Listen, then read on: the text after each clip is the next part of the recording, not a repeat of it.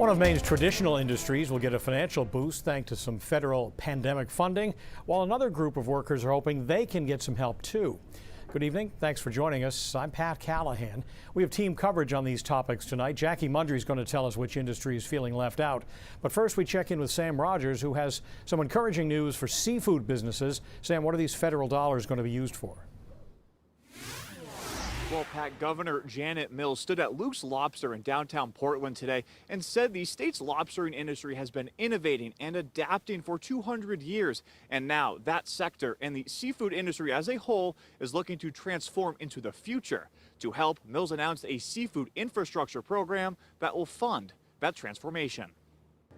The COVID-19 pandemic hit this industry hard. An industry Mainers know well. And the lobstering, fishing, and aquaculture sectors have been adapting. The diversification into aquaculture has continued quite strongly. Now Maine lobstermen and fishermen are exploring ways to diversify their income, but they're not reinventing the wheel or reinventing the job. They use the same boats, the same gear, the same social license. Bree Warner is the CEO of Atlantic Sea Farms, a kelp company, and over the last few years, it's expanded quite a bit. We went from producing 30,000 pounds to this year around 1 million pounds. And a majority of its partner farmers are lobstermen, diversifying their incomes in the off-season. With what we're seeing with climate change and some changes in the environment, I think the fishing community is really interested in diversifying its interests. In Portland Wednesday, Governor Mills announcing $10 million will be awarded to businesses through grants starting early next year. To help Maine seafood dealers and processors innovate, adapt,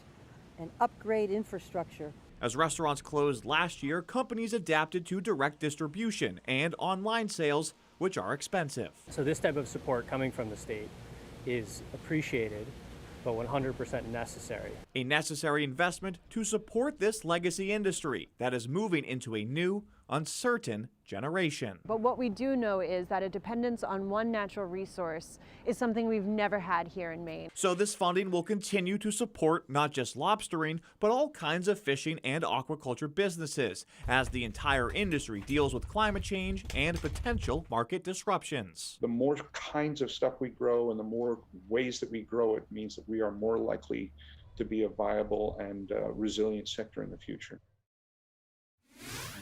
Earlier this afternoon, Governor Mills and Department of Marine Resources Commissioner Patrick Kelleher said there will be one kind of application for any seafood business. Those applications will be made available early next year, and the funds will be awarded around March. Now, Kelleher adds there's a good chance this grant program could increase to $15 million thanks to federal funds from the CARES Act. Pat?